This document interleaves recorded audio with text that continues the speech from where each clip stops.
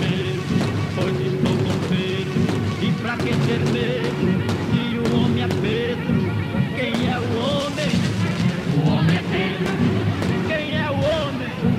O homem é Pedro.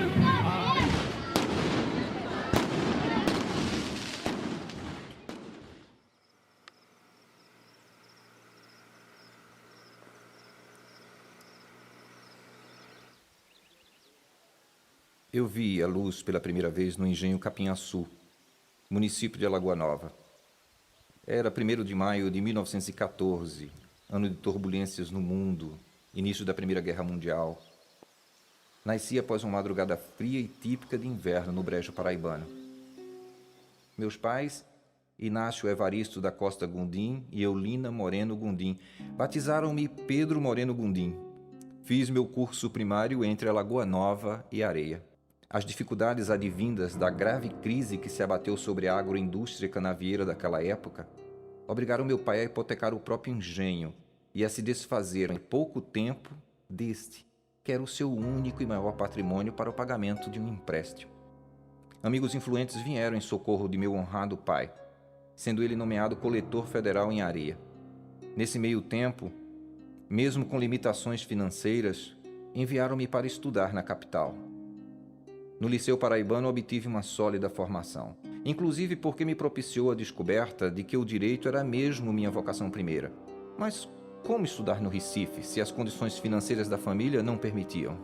Bem, sem que eu soubesse, 2 verdadeiros anjos da guarda entraram em cena e me fizeram uma grata surpresa. Foi Hermes Pessoa e Altino Ventura, eram muito amigos dele do liceu. Ele fez aqui o pré, chamava-se, é um curso que tinha antes do vestibular em Recife, chamava-se o pré. Esses 2 amigos se reuniram, se cotizaram e financiaram a matrícula de Pedro Gundim e a ida de Pedro Gundim para Recife. Formou-se assim com muita dificuldade, mas ele era muito estudioso e tinha vocação para advogado. Lembro-me que peguei o primeiro ônibus para o Recife e a providência imediata foi arranjar um emprego de bedel no Colégio Carneiro Leão, para me manter na então maior metrópole do Nordeste e me formar em Ciências e Letras Jurídicas em 1938. Antes de concluir o curso, ele começou a advogar aqui na região, né, do Brejo. Era Areia, Esperança, Serraria, Solânia, Bananeiras, até Campina Grande, Cuité, Picuí. Eles se estendeu rápido. Olha, a fama de Pedro Gundim foi como um rastro de pólvora. Em 1908 para 1939, Pedro Gundim formou-se e veio para Areia advogar. E tornou-se, do dia para a noite, um grande nome da advocacia. Em Bananeiras, onde eu fui estudar, e Pedro Gundim era advogado, toda a região do Brejo. Eu me lembro da satisfação que eu tinha em ir ao fórum, ainda criança, assistir aos júris em que ele participava. Na cidade de Bananeiras e Serraria. No tempo que ele era advogado, ele era só advogado. Advogava naquela região toda do Brejo, andava a cavalo, ia de uma cidade para outra, de Serraria para Areia, a cavalo, né? Ia fazer júri lá, audiências e tudo. E eu acompanhava aquelas lides forenses dele, né? Assistia, menina, assistia aquilo, achava muito bonito. Talvez por isso eu tenha enveredado pelo direito. Hoje eu sou professora de direito civil. As causas que ele pegou, todas ele ganhava. Olha, e quando ele chegava em Areia para um júri, a cidade fechava. Porque todo mundo queria ouvir Pedro Gundim. Eu me lembro lá, minha mãe falando nisso, meu pai, tudo. Eu nesse tempo não tinha interesse para essas coisas, era muito pequena. Mas todo mundo sabia desse Areia. Pedro Gundim. Quando tinha um júri? O júri era, absolvia, era causa ganha. A senhora chegou a assistir algum júri dele? Assistia na porta do júri, que era justamente na prefeitura, era o fórum, né? Aí a gente ia, menina, né? Se enfiava no meio dos grandes, ia lá para frente, ficava debruçado, tinha uma prateleira assim, uma coisa assim, fechando a porta, na meia porta. Aí a gente ficava ali, encostada, assistindo, né? Nessa época, se vivia numa ditadura. quando ele começou a advocacia, uma ditadura. Quer dizer, que ninguém sabia nem quando terminaria. Foi uma surpresa o término até.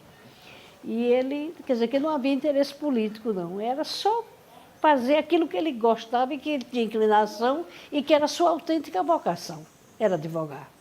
E daí para a política foi um pulo. Aí daí política foi um pulo. Os acenos da política não tardaram a cruzar meu caminho. Com o espírito aberto, mergulhei de corpo e alma na experiência da vida pública, que mudaria definitivamente os rumos da minha vida. Primeiro como deputado estadual, depois como vice-governador. Ele foi indicado vice-governador numa luta, não foi fácil ele ser vice-governador. Não foi fácil. Ele foi vice-governador naquele acordo, um grande acordo que Zé Américo comandou, se impôs candidato exatamente por isso, pela confiança que os companheiros tinham na pessoa dele. O doutor Flávio era um empresário, um usineiro, banqueiro, e não era um homem identificado com as causas populares. Pedro Gondim foi um governador que inovou nesse aspecto. Pedro Gondim era um advogado que já vinha, eu lhe contei, já vinha das lutas contra os abusos do coronel Cunha Lima em Areia, senhor de engenho, prepotente, homem de força. Pedro Gondim já vinha dessa luta, já vinha mais ou menos com essa tendência social. De deputado estadual, ele alça a candidata a vice-governador numa chapa de união, de conciliação. Dr. Zé Américo queria sair do governo conciliado. Tinha muita autoridade para isso, muita mesmo. Tinha ascendência política, cultural e moral sobre todos os homens e todos os partidos. Por que, Pedro? Juscelino Kubitschek, liderança populista. João Goulart, liderança populista. Né? Pedro Gondim na Paraíba, liderança populista. Miguel Arraes de Pernambuco, liderança populista. Quer dizer, havia um populismo na época. Por que, Pedro? E nem ele mesmo me respondia. Talvez por modéstia.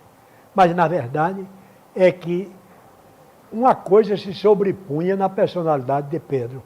Era a determinação. Ele era um homem determinado. O PSD queria que o candidato fosse Janduí Carneiro. Janduí Carneiro era um deputado federal muito atuante, muito eficiente, mas não tinha popularidade. Aí surgiu o problema. Janduí Carneiro, o candidato oficial da cúpula do partido, e Pedro Gondim, o candidato das massas, o candidato das bases populares. Rui Carneiro ficou numa situação difícil, reconhecia que o nome popular, o nome que tinha força popular era Pedro, mas não podia ficar contra o irmão. Quando o doutor Flávio agravou essa situação de saúde, o doutor Flávio Pedro Gondim renunciou e lançou-se candidato mesmo definitivamente. Aí o PSD rompeu com Pedro e expulsou-o do partido. Foi na oportunidade que Pedro passou um célebre telegrama para Rui Carneiro.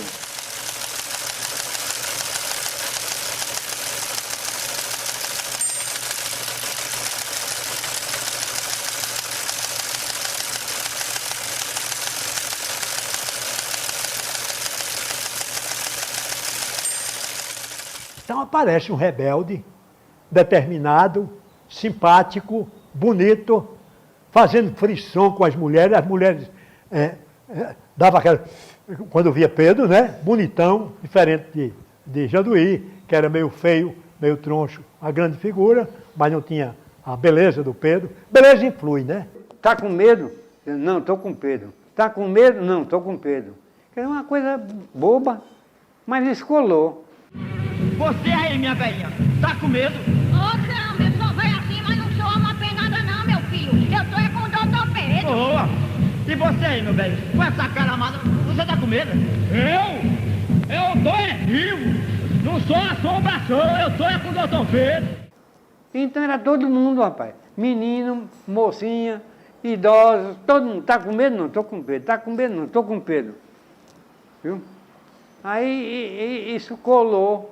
Rapaz, quando era num comício, era a multidão todinha. Tá com medo? Não estou com Pedro. Tá com medo? Não estou com Pedro. A multidão inteira gritando isso. Era uma coisa curiosa. Mas olha, foi a campanha mais animada que eu já vi. Por vezes, Zé Amélia teve muita animação e tudo, porque foi a primeira, praticamente a primeira, porque Oswaldo Trigueiro foi pálida. Eu nem me lembro de Oswaldo Trigueiro, não tomei conhecimento, não era nem votante. A de Zé Amélia foi muito, houve entusiasmo, tudo, mas era uma coisa assim, meio circunspecta. Não sei se era o vulto, a pessoa, aquele homem lendário, mas muito entusiasmo. Mas a de Pedro foi da bagunça mesmo, da festa, da animação. Alguém gritou, qual é o homem? O homem é Pedro. Então, daí saiu. Não houve agência de propaganda, que não existia. Não houve nada. Não houve. Foi um negócio nascido da voz popular, da intuição popular, do sentido popular. Foi uma coisa, aqui para nós, espontânea. Eu assisti uma cena no final da campanha. Né? Faltava, acho que 2 dias para a eleição. Eu fui com o Pedro Gondim a Caiçara e Belém. E à noite ele vinha encerrar Sapé e João Pessoa. Final da campanha, 48 horas da eleição. Quando passou em Borborema, numa estradazinha de barro, saíram umas crianças nuas, assim, do mato, gritando, o homem é Pedro. Pedro Gondim chorou. É uma coisa curiosíssima as pessoas fazerem fila ordenada para espontaneamente, como um reforço à campanha do governador Pedro Gondim, fazer a sua doação. Essa garrafão principal aqui, essa garrafa principal ficava ali, naquela esquina, é onde estava uma grande bolsa, onde as pessoas colocavam em fila. Eu mesmo, pelo menos que eu me lembro, pelo menos 2 vezes, eu e companheiros nossos do Jornal Norte, vínhamos com um fotógrafo para fotografar nós e as outras pessoas fazendo a doação da campanha. Então era uma retribuição, era um reconhecimento, principalmente a coragem que teve Pedro, que não aceitava o mando, a tutela daqueles que queriam tomar conta do Estado, abdicou do cargo de governador e se candidatou porque tinha apoio do povo. Para mim foi assim, muito importante, porque foi a primeira vez que eu votei, né? Eu votar e meu pai, candidato a governador, tudinho, acompanhei de perto desde o começo. Foi uma campanha feita pelo povo, o pessoal dando dinheiro, colocando dinheiro no garrafão, indo às ruas. Os comícios não tinham shows para atrair as pessoas, iam para ouvir a palavra do candidato. Ele realmente tinha muito carisma. Pedro inventa uma tal de passeata que não existia aqui em João Pessoa. E lá vem o povo, como João Pessoa é uma cidade arborizada, sempre foi arborizada, já foi mais do que hoje. Lá vem o pessoal arrastando galho de mato, galho de árvore. O homem é Pedro, o homem é Pedro, o homem é Pedro. Nessa loucura coletiva, ele voltou ao palácio de forma definitiva. Legitimado por 149.260 votos do povo paraibano que se postou ao meu lado, rebelando-se junto comigo, governei para todos os paraibanos até janeiro de 1966.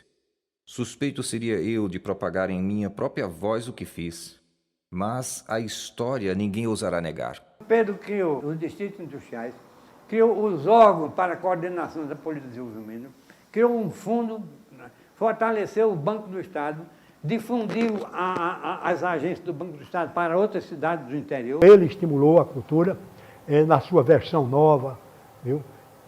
Botando a União para funcionar e editar livro, chamando artistas, promovendo festivais, feira de livro, biblioteca ambulante, biblioteca saía nos carros ambulantes, Conselho de Cultura, todas as iniciativas culturais válidas que chegavam para ele apoiou. Foi o primeiro governador vamos fazer a justiça.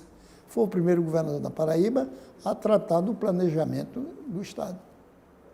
Porque até então o Estado não tinha planejamento, não. O planejamento do Estado começou com o governo de Pedro Gondim, com a instituição dos distritos industriais de João Pessoa e Campina Grande.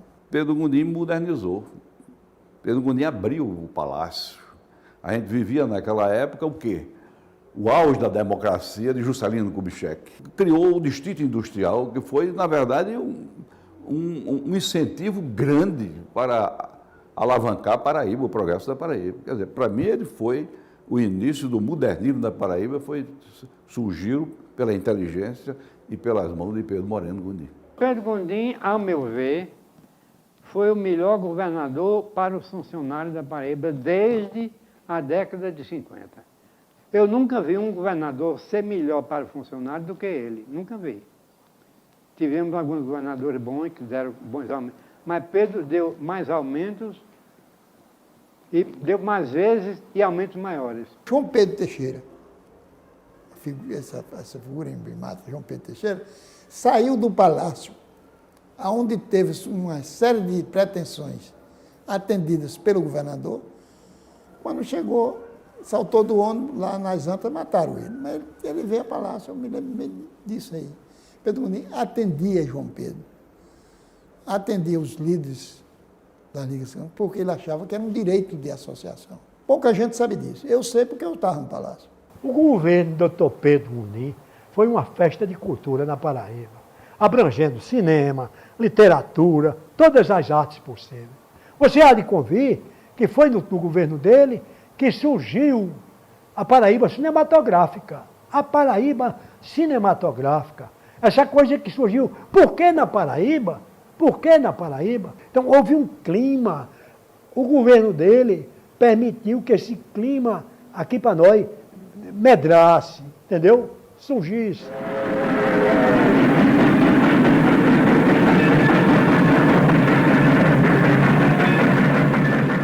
O filme foi exibido em primeiro lugar na Paraíba.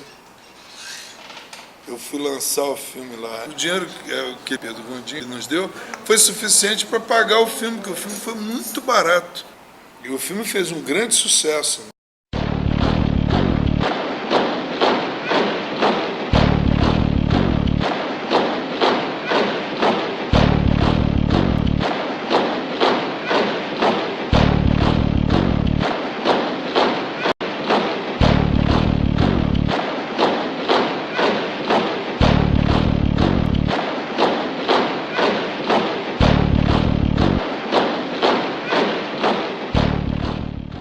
Ele era vaidoso, por um lado, e popular. Agora, era homem de andar na rua e falar com todo mundo. O governo de Pedro, a figura dele, foi muito mais importante do que o governo. Não quer isto dizer que ele não foi um governo de obras, mas ele foi um governo muito presente humanamente, entende? Humanamente. Em todos os sentidos. Ele era uma figura presente. Eu vou dar um exemplo a você. Dr. Pedro, governador do estado, no carro oficial, veio uma mulher tentando tirar um pneu, consertar um pneu, sei lá, encher um pneu, trocar um pneu. Salta, vai lá, ajuda a mulher, volta simplesmente, com a maior naturalidade do mundo. Sem fotógrafo para bater isso, sabe? Sem fotógrafo para bater isso. Essa coisa dele dirigir o próprio carro, certa vez ele foi multado por um soldado de polícia. E quando a multa chegou ao Detran, disseram ao soldado: rapaz, tu estás lascado, hein? Porque tu multaste o governador do estado. Aí meu pai, quando soube, chamou o soldado ao palácio. E o soldado foi lá achando que ia ser crucificado, né? E quando o soldado chegou lá, o meu pai disse: olha, meus parabéns, você cumpriu o seu dever, você está promovido a cabo. Ele deixava o carro oficial e vinha de casa para o palácio, dirigindo o próprio carro. Ele passava no Ponto Sem Réis, encostava o carro e ia engraxar o sapato. Eu, chefe da Casa Civil, eu me lembro que eu realizei no palácio, organizei uma barbearia que atendia o governador e os funcionários. Ele pouco usava, porque ele vinha e eu novamente voltava aí à barbearia, que ele sempre frequentou, né? E isso aí dava a ele o quê? A oportunidade de estar engraxando o sapato no Ponto Sem Réis e uma pessoa do povo chegar diretamente, quantas vezes? Aí o governador fazia pedidos a ele. Era um homem que teve todas as posições importantes, teve poder na mão, trabalhou com construtores, trabalhou com dinheiro do Estado e saiu liso. Saiu pedindo dinheiro emprestado. Pedro era pobre, Pedro não tinha. Ele não fez riqueza como advogado. Ele vivia bem, tá, mas não fez. No governo também não se apropriou dos recursos públicos, não ficou rico às custas do dinheiro público. O que ele tinha era o que ele ganhava como governador, depois que passou a ganhar como deputado federal. Fui eleito deputado federal e fiz João Agripino meu sucessor em 1965. Só ainda não havia me dado conta dos reveses a que seria submetido de forma torpe no ápice de minha atuação parlamentar e do regime militar em 1969. Eu tenho a lembrança do momento que foi anunciada a cassação dele no rádio. Alô, alô, repórter Aço, alô?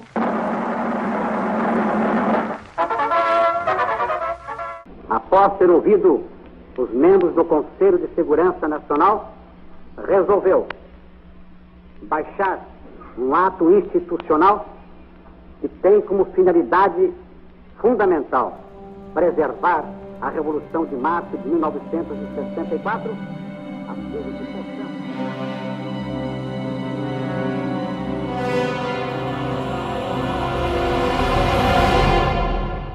Era sempre um espetáculo de rádio, a lista de novas cassações. As empregadas estavam bem animadas, dançando. Quando foi dito o nome dele, as empregadas imediatamente pararam de dançar, ficaram com um ar assim, meio horrorizado, e eu percebi que alguma coisa muito grave tinha acontecido. Bem, depois dele sair do governo, do Estado, veio aquele problema da eleição direta ou indireta.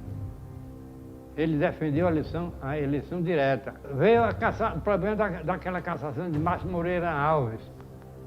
Ele ficou contra, ele era um deputado contra a Revolução, embora do Partido da Revolução, mas com pronunciamentos hostis à Revolução.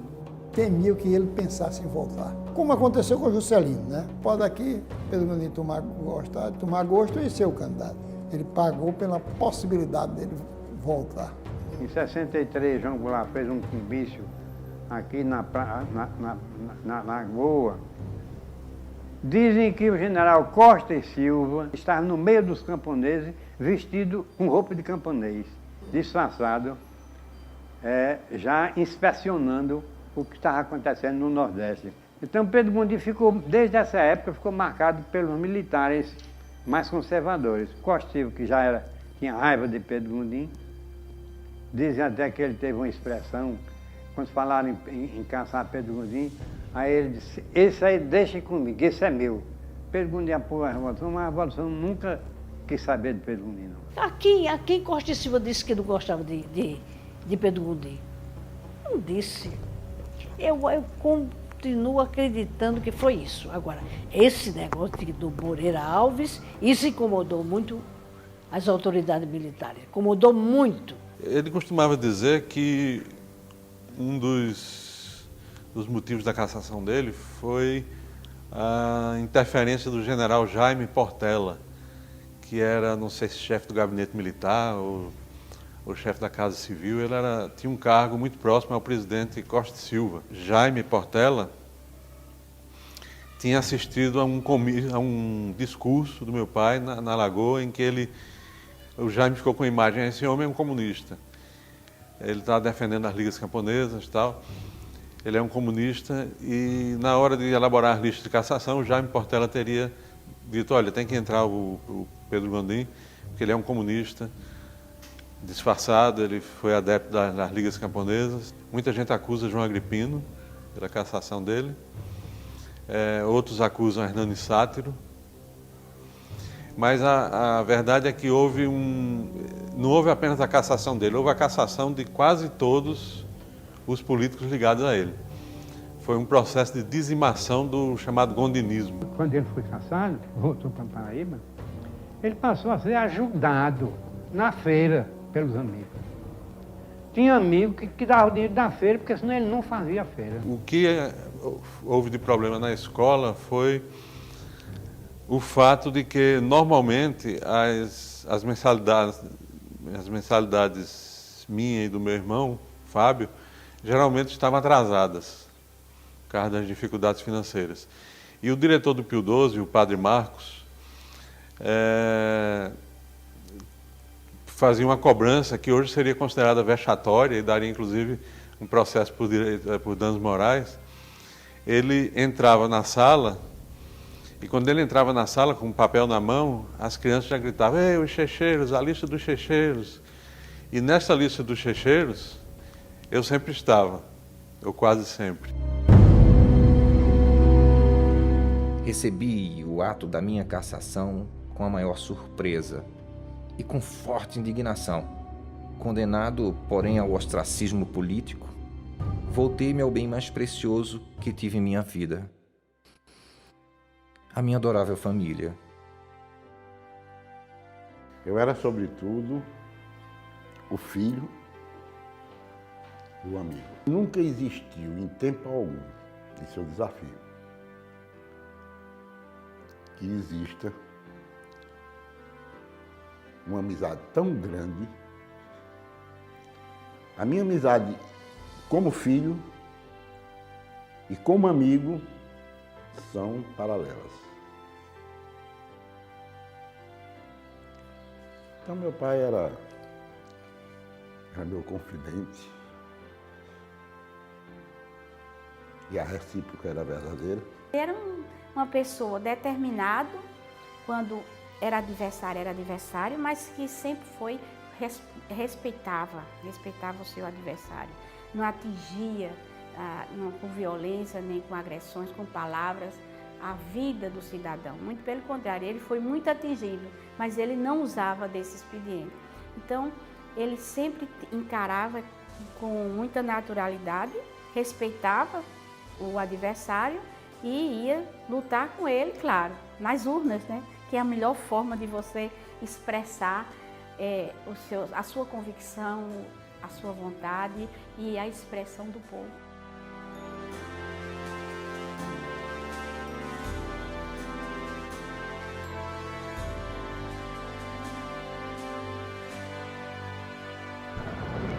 Representa uma explosão de alegria na esperança da liberdade e do bem-estar. Mas aqueles que não querem, que não se conformam, não se contentam e não participam da alegria do povo do Brasil, aqueles que querem frustrar até pela violência essa grande festa nacional. Então, meu pai deixou muita lição de vida para a gente e lição de amor. Ele era extremamente amoroso, extremamente solidário com os amigos e com a família. Ele não tinha vaidade de ter, nunca foi ligado a bens materiais. Tanto é que quando ele faleceu, a única coisa que ele deixou foi a casa que morava e o carro que ele não estava dirigindo mais, que ele dirigiu até 80 e poucos anos, morreu com 91. Mas o único bem que ele deixou foi a casa e o carro. Em nome dele mesmo só tinha isso. Ele nunca correu atrás do ter, mais atrás do ser. Era mais importante para ele. Meu pai foi um poeta, né? E ele era uma pessoa tão humilde, para você ver a questão de humildade do meu pai. Meu pai era uma pessoa tão humilde que nem isso ele queria que as pessoas soubessem que ele era poeta. Ele colocou um pseudônimo, Homero Morgon, né? O Morgon vem de Moreno Gondim, né? Porque ele não queria que as pessoas admirassem a poesia por ser um ex-governador, né? Então, e são várias as poesias dele. Canto da Solidariedade, Abraço das Raças. Tem poesias de cunho social muito boas, muito boas. Meu pai me contou muito sobre meu avô. E talvez nesses momentos de dificuldade em que a vida nos leva a lembrar histórias para fazer presente, eu tenho o meu avô como bússola, como guia, como luz, assim como meu pai. Por isso, é muito importante a memória e o resgate dessa história. A história de um brasileiro, de um paraibano destemido, ou seja, sem medo. Por isso, eu estou com Pedro. A presença de vovô, para nós, na nossa infância, na nossa adolescência, até mesmo na fase adulta, foi muito forte. E nós nos sentimos privilegiados. Privilegiados porque tivemos o seu afeto, privilegiados porque tivemos o seu dengo, privilegiados porque tivemos o seu carinho. Vovô Pedro tem, na minha história política, uma referência plena. Na condição de neto, da mesma forma, mas principalmente com os seus exemplos de probidade, de transparência, de honradez, de seriedade, de bom trato com todos. Ele sabia como ouvir, ouvia e tratava a bem, indistintamente, a todos que lhe procuravam. Uma pessoa que amava as plantas, os animais, então, uma pessoa que o amor estava presente em tudo. E eu acho que por isso mesmo que ele foi tão bem sucedido. Acho que meu pai se realizou. E hoje eu peço que meus filhos e meus netos tenham nele um exemplo, porque realmente para nós foi um grande exemplo. Faz muita falta? Muita, ainda hoje, com certeza. Muita falta. Era uma palavra de carinho, era uma orientação. Toda a vida foi assim. Tanto tempo e ele está presente, com certeza.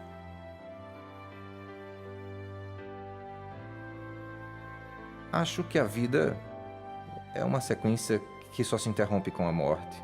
Somos colaboradores de nossa própria vida, pelo bem que praticamos, pela forma como atuamos.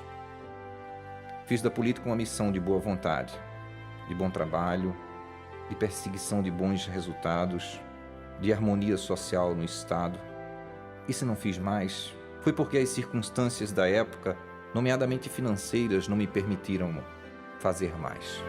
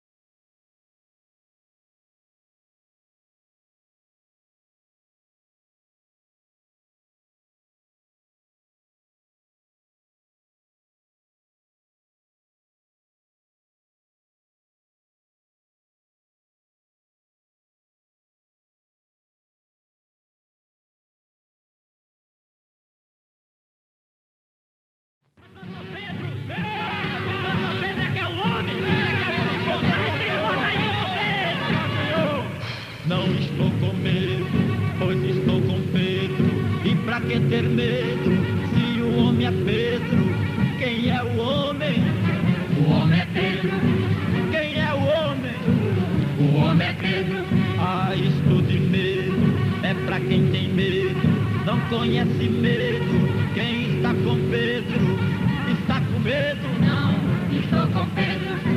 Está com medo? Não, estou com Pedro. Está com medo? Não, estou com Pedro. Quem está com medo não é gente não, é alma penada, é assombração. Está com medo? Não, estou com Pedro. Está com medo? Não, estou com Pedro. Você aí, minha velha, tá com medo? Ô, caramba, eu sou velha assim, mas não sou alma penada não, meu filho. Eu tô é com o doutor Pedro. Boa! E você aí, meu velho, com essa cara amada, você tá com medo? Eu tô é vivo. Não sou assombração, eu tô é com o doutor Pedro. Viva o doutor Pedro! Vamos matar o doutor Pedro!